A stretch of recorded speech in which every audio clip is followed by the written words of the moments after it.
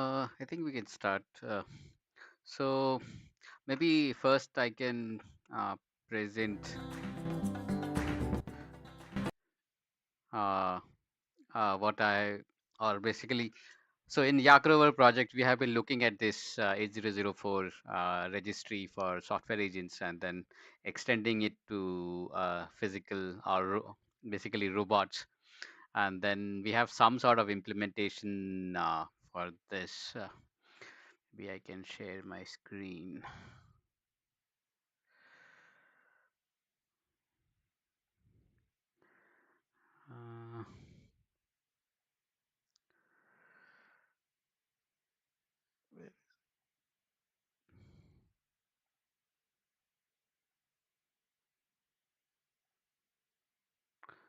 Uh, in Discord, is my screen visible?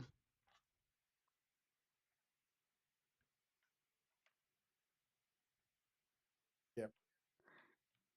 Yeah, so this is the implementation we have right now for it, like Yakrova project. So what I've done is I've taken an SDK for that kind of implements the 8004, and it allows you to create software agents. So what I've done is basically each I have like a two three robots, and what I did was expose the affordances of the robots via HTTP uh, as an MCP server. So initially, what I did was like I have a small self-balancing robot. So I have like four HTTP endpoints, like move forward, left, right, forward, backward, left, and right, and those are basically exposed as like one MCP tool. So basically, you could load that MCP tool in any LLM, and then talk to the robot to move the robots forward, backward, left, and right. And then I have a humidity and temperature sensor, and then you could basically I made another tool that you could basically when the MCP tool is called, it calls the robot's endpoints for getting the temperature and humidity. And like similarly, I have a drone which basically has a Python SDK, and then I just wrapped it in an MCP server. So like initially I was creating like separate MCP servers for each of the robots. So what I ended up doing was like write it separately. So and finally what I did was like made a single fast API server, like a gateway plane, and then I loaded all these MCP servers into the fast API gateway. So this is like kind of my backend that like connects to the various robots I have, and then I have like a fake rover which basically simulates the HTTP calls of the self-balancing robot I have. And then this is the fast API gateways exposed via to the public internet via an ngrok tunnel. Uh, and then like once you have the ngrok tunnel URL or whatever, so I am using the free, so there is a like a random URL given to me, and it mounts it at a certain URL, the end of the URL, certain the name of the robot, and then slash MCP as the endpoint for the robot. So if you know that URL, so basically you can load that URL into your LLM and then talk to your robot from anywhere in the world. So, but then I added some scripts from the SDK, or made some scripts that basically calls the agent SDK's scripts and allows you to register this URL for the fast API gateway uh, using 8004 on chain. So, and then I have another script which basically allows you to discover the robots on chain. So once you have discovered, once you have registered it, anybody who runs the script should be able to find the robots on chain or which are registered on chain. And then I have some like additional arguments to that script that allows you to add a local MCP JSON file that once you run Claude with that JSON file, it will like just add those URL and as a MCP tool inside your session.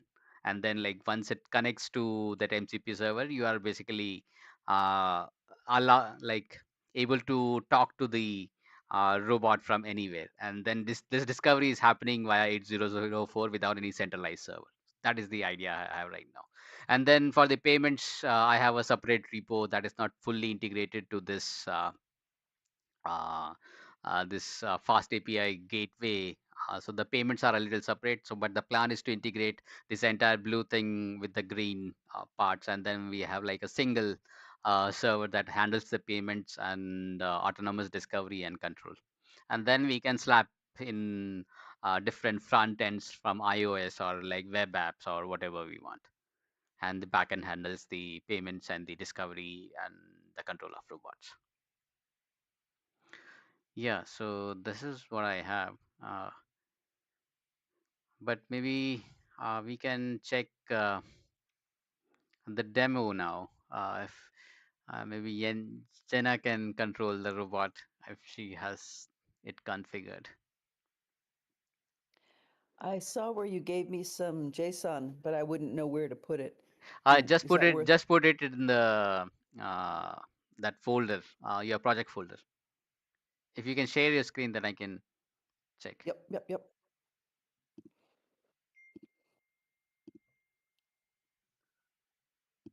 So copy it here and Yeah, then yeah, and then copy it to a file called .mcp.json.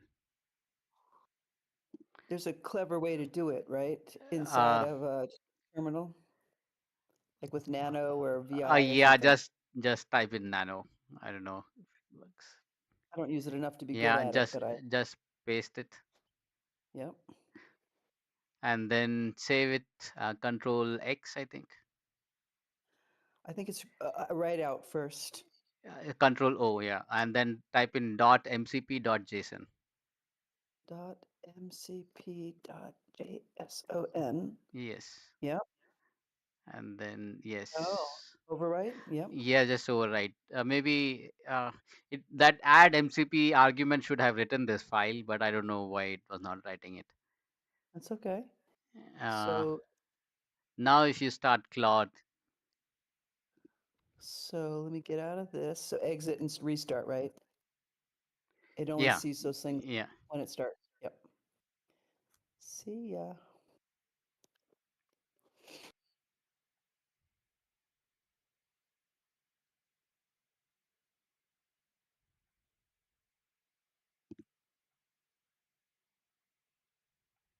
yeah. Now it's working, right? Yeah, it's I working. actually feel like Yeah. So now, if you just type in is the Tumblr online, TUM is the UMB B. double L ER is the I, Tumblr online.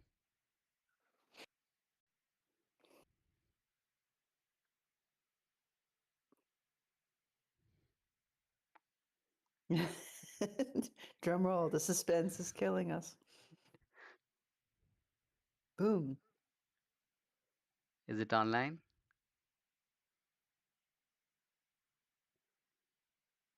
Yep. Yeah. Are you seeing this? Uh, yeah. Did I lose? Wait, I'll just ask it to move forward. I'll share the screen, then you can basically see. Should I say 1 foot or something like that? 6 inches? No, no, it only moves in specific, like, so it moves Oh, forward for 2 seconds. got it. Wait, let me share my screen.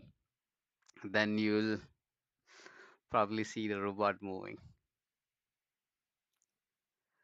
Where is it? Share screen.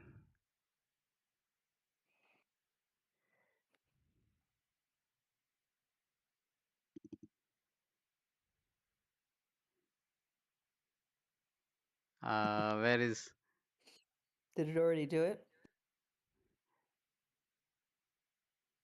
what is it saying? This is I'm I'm looking not for getting the the. commands. Yeah.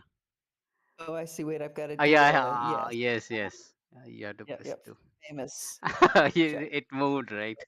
Did you see the robot? Oh, now I see it. It's yeah, I can't Yeah. Now ask it to move back. switch quickly so I can see it.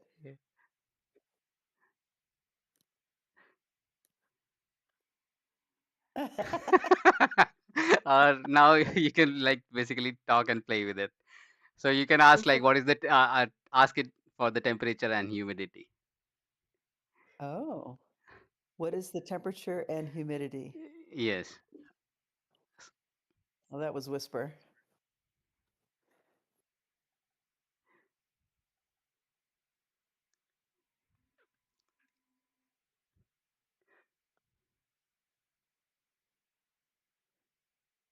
You have to press to uh, execute the Yeah, command. Yeah. yeah, I did it. There's a lag. There it is. Yeah. We've got about 25 minutes. Who else? Let's set everybody up. What do you think? Yeah. If somebody wants to play, you will have to just copy this JSON file to your. Yeah, but you'll have to clone it if somebody else wants to set it up. I think everybody. So the problem was you need to export that environment variable to your cell before you run the discover script. No. So actually, like you should, it should add the mcp.json file when you are adding the add mcp file argument. Yeah, but it doesn't add the auth it doesn't add the auth header. Ah, It's so, just debugging it. okay. So that is general maybe the problem. So you can just copy Yeah. the authorization bearer token and then it should work. I'm going to suggest that anybody who wants to play, just fire up your screen and then start in, and Anuraj and I can jump around and watch. Anybody can jump around and watch. Ben and Oh, Venkat have opted out, I think.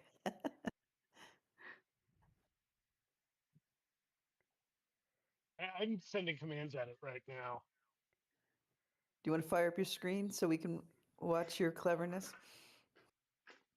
Except I think I'm gonna get caught on something. I felt like I got to cheat by going first. Lots of help. I feel like we need a wider angle on this. I also, an interesting piece to play with is the dueling command. So if you and I send a command at the same time, I bet it's just microseconds, whoever's command lands first, right? I don't know. Do we want to try to coordinate? This might be tough to coordinate over Discord because Discord's also going to Or introduce a lag. I'll do move forward and you do move back. Let's see who wins. I'm ready to Okay, well, yeah. go. why don't So we here? Yes, do a Let's type it countdown. in and then let's wait until my clock says it's 9:38 in some seconds. Let's do it exactly when it hits 9:39, or I guess for you it would be 11:39. Oh, let's see. Do I have a way to see it the second hand? And it'll be in just a few It should be in just a few seconds. Okay, I'll just watch. Yeah, all right. yeah. So I've thought about having some sort of a mutual exclusion, like if or like variable that would allow only one person to control, but that is all not implemented yet. That's So fine. right now, I think anybody who writes the first or like last, I think it will override the previous command. So it's like I think Yeah, it just not control. happened. I went forward and you went back, right, Nathan? yeah. I said move the robot back. I switched screens just in time to catch the end of the back move, I Y- think. Yeah, you can ask it to like turn around two times and then it will turn around in place.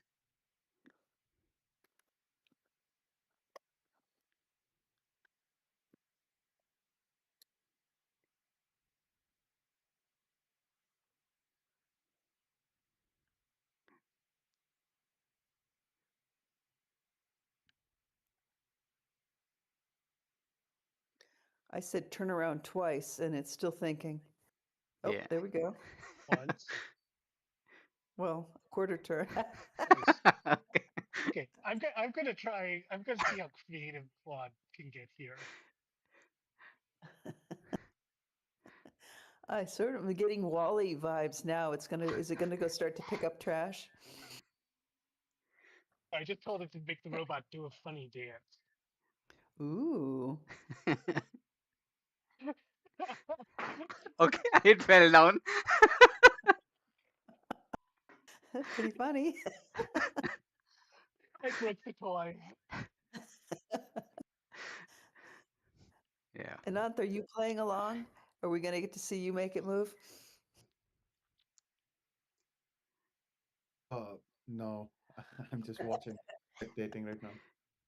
That's fine. I do have to say, it's like this is the first time I've done anything like this.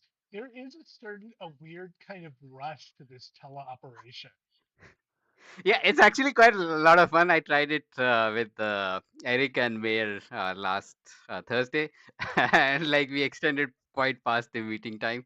And yeah, they were playing. But Mayor had some initial installation problems, but otherwise it was like a lot of fun to play it around. And then he was giving some dancing instructions, and then making it go around like 5 times or 6 times. I don't know what he was doing. I just said Oh, go back and forth 4 times. Yep, two. how are you getting? How are you getting? Oh, you've just got like let's see, you're just running Tmux. Yeah, so I'm running Tmux and then it's split horizontally. Oh, okay, okay. I was like, yeah. Because initially I was like, oh, how are you getting the text Yeah, about Claude there? And I was like, oh, that just looks like yeah. Tmux. So the top one is the server logs, and the bottom one is my Claude session. Mm-hmm. Mm-hmm. Got it. Got it. So I added that authorization bearer because I just wanted to avoid some spam. But otherwise, like I don't know what security measures to take to when I expose this like as a public service. So let's say if I want to run a service and I want to serve my robots, then like what are the things I should consider? Because like eventually, like so the payment part I've already done it, but it's like right now a separate repo with a separate front end. But the plan is to integrate that part with this discovery part, and then like it's like a complete system, then anybody who wants to serve their robots can serve it. Mhm. So is the bearer token is would that be per user or is that it sounds No, like it would be like there's a front end server that would be using the bearer token to communicate with this backend, right? no, it's right now it's not per user, it's just like a basic one session wise. So like I think MCP these days has some OAuth authentication, but I haven't Yeah. looked into how to enable it. Okay. Um, I mean, so user management is like its whole thing, and there's a lot of edge cases there. But like, I think like in terms of just API security, like you're running this, you know, you only want to expose the ports you're using. That's easy on ngrok. If you deploy it like on Amazon or something, you just want to make sure you probably just have like SSH so you can get into the box and then like HTTPS exposed. Make sure you're running over HTTPS. Don't what I would actually recommend is to not even expose any paths on HTTP, even with like a redirect, because that can let people. There's some edge cases where if you have an HTTP to HTTPS redirect, you can still tamper with the session.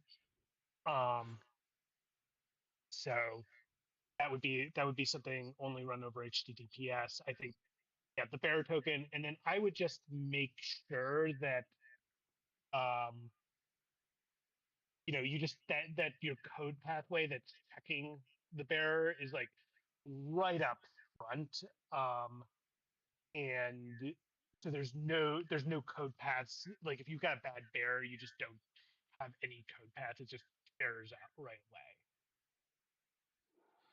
Okay.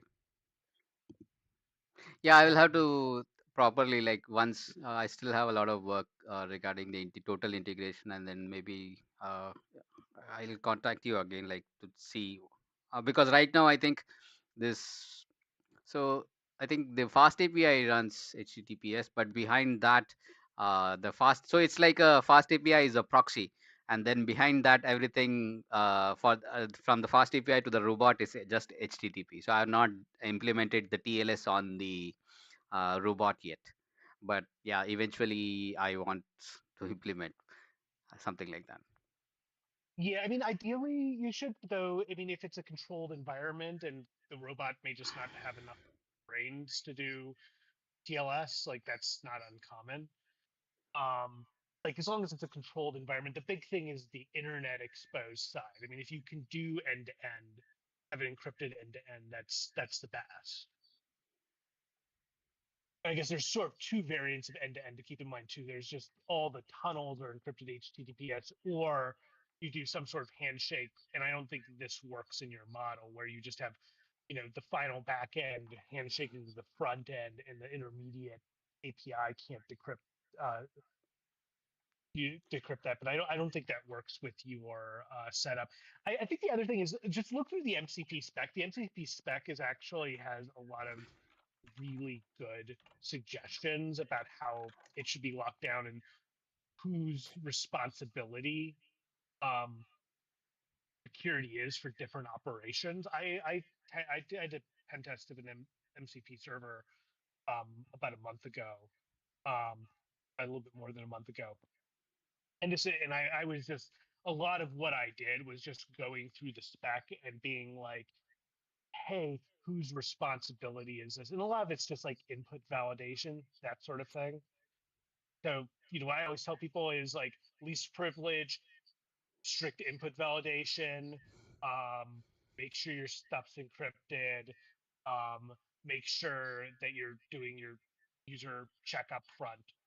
Like you do those four things, your authorizations checks, authentication and authorization checks up front before you hit any code paths. You do those four things, and like 95% of the crap that I would write a PR on is now fenced off for me. And the reason I get to write huge reports is because nobody does those four things. Yeah, anybody listening to this on YouTube, do those four things. You will be so far ahead of your competition.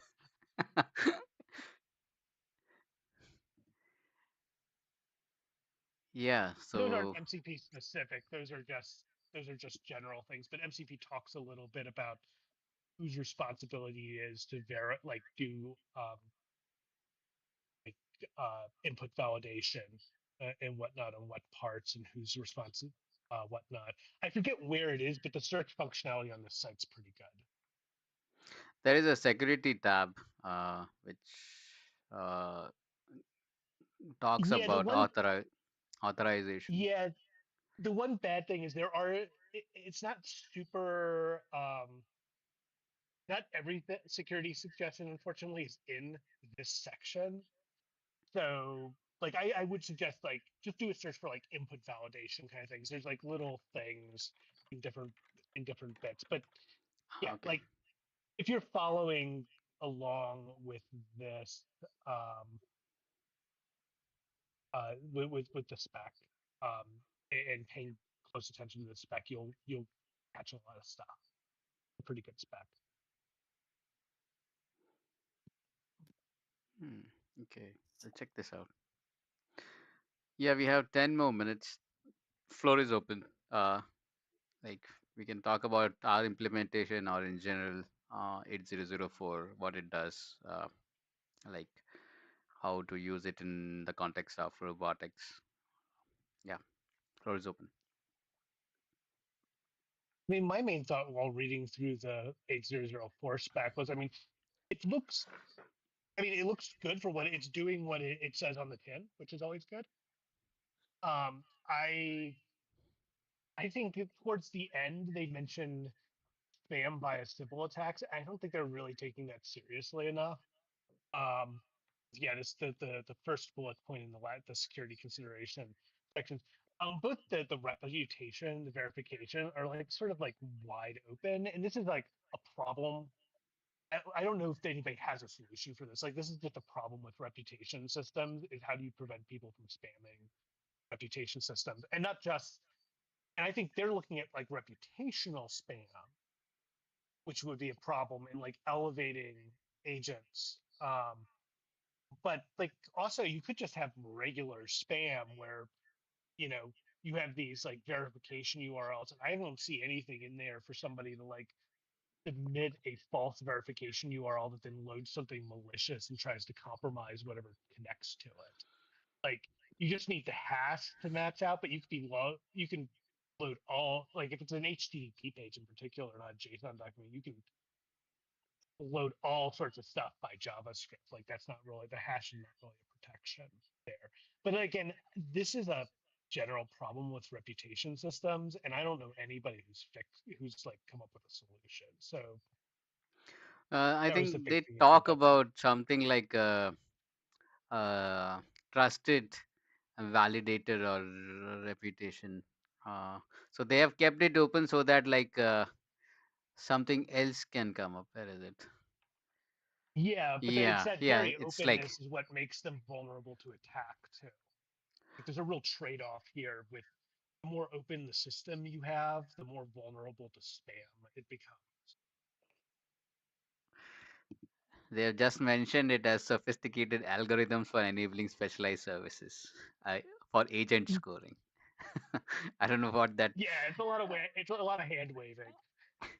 Like they're basically just saying it's somebody else's problem. Okay. But you see that problem with the NFTs too, right? Once you are like wallet is public, then you basically get a lot of spam NFTs on your wallet. Oh, I know. I think we all know on here.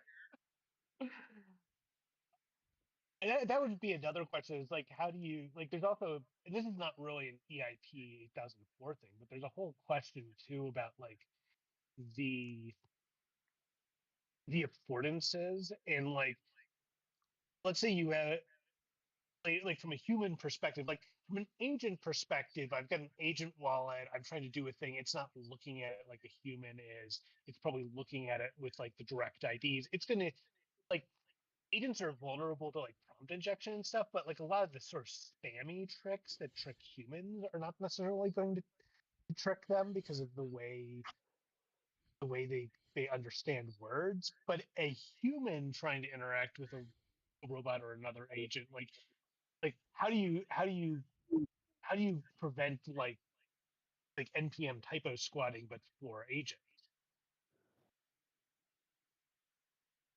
Like I don't know. Like this is like the great unsolved problem, and it feels like the only thing I've seen that ever sort of like gets to this is like the email spam prevention problems where they talk about like, well, we'll just make people pay a little bit of money to spend to send something because that destroys the economics of at least like mass market spam. Like, you know, state actors, that's something else. But then you can see that nobody's ever implemented a fee to send an email. Like like that level of friction is just something that people seem completely intolerant of. And like, I guess you could try. I guess you could try making fetch happen again on the blockchain, but I'm going to just be giving like there's this big move to like, can we do gasless like sponsor gas transactions and stuff? Like, it seems obvious that like we could just make it a little bit tough, and then like that picks out all the like bad actors is also something that just ordinary actors seem completely intolerant of. But Farcaster kind of partially solves this, right? When you register, you kind of have to pay something. Like I don't understand exactly how they solve the ID part, but it seems to have like solved some part of the registration or the ID registry problem, Well, I think right?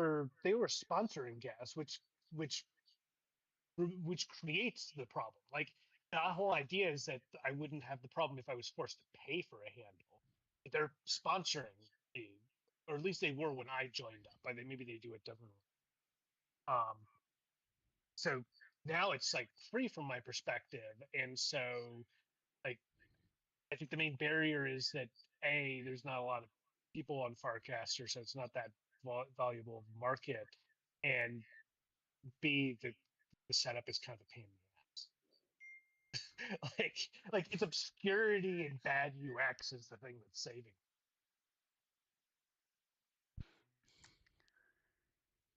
sorry for being really grumpy here, but I just like I think it's an interesting problem. Spam prevention is an interesting problem, and it's particularly interesting or a hard problem, and it's particularly hard when it gets down to this question of like the best way we have to prevent spam is to charge people money, but nobody wants to be charged money. So then you have people who are like, well, we won't charge you money, but we'll sort of like externalize the spam costs by filtering everything, and then you get centralization out of it because people don't want to spend money. I don't know. I would love to hear ideas about how to fix that dynamic because I've just never seen one, never seen it. Yeah, about the workflow itself, like what could be improved here? If there was no, so if I remove that MCP bearer token, like it should work seamlessly, I think, just by adding that argument on the script. But like, what would be like an ideal flow if people just want to talk to a remote robot somewhere?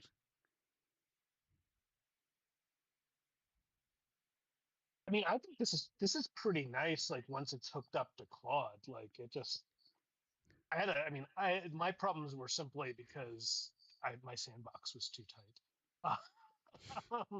Uh, that's a me issue. Like this seems like pretty good. I think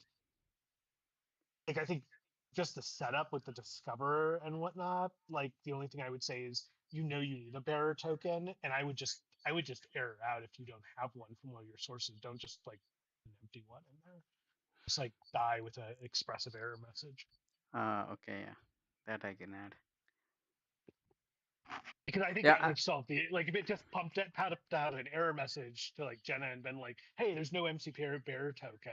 You need to yeah. do it. You need to do the command like this. Like I think that would have like Jenna would have gotten the second try.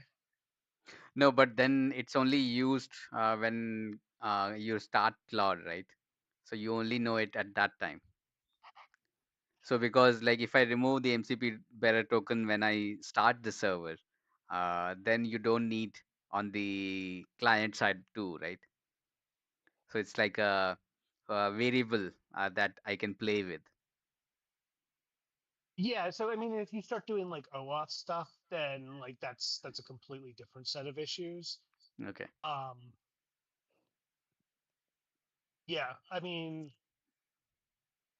yeah, like you're just the big thing is I think you want an error message that's expressive enough that somebody knows it's obvious what the next thing is to fix it, and not so expressive that you've exposed any of your application internals.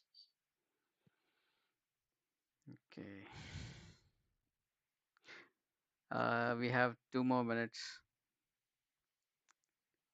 Anant, do you want to play with it or say something? Yeah, I mean, I'll try to play with it at a later time, not right now. I mean, I mean, one, it was very cool to see it in operation, so get a better sense of how 8004 works in some ways.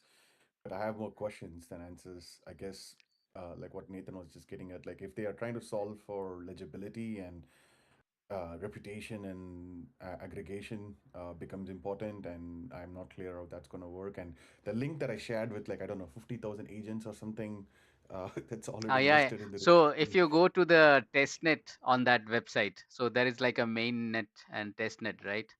So if you change Yeah, it to testnet and then type yeah, in Tumblr, you will see the registry file. I see. Nice. So it's yeah. Yeah, I So mean, you, I was just complaining, I guess, like like an old man. Like I felt like an old man, like thinking about my complaints because I was like, what is it? Uh, like I couldn't.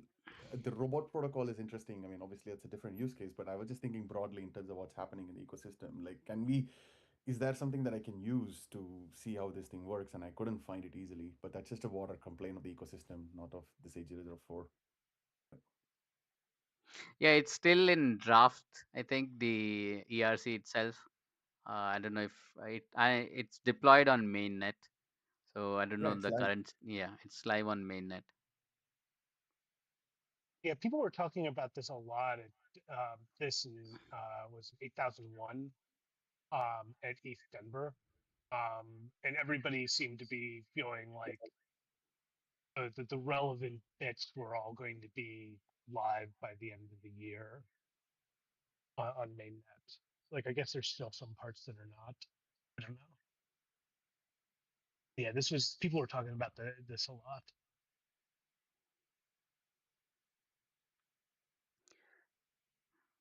Okay, we are at the top of the hour. Uh, m- any more comments?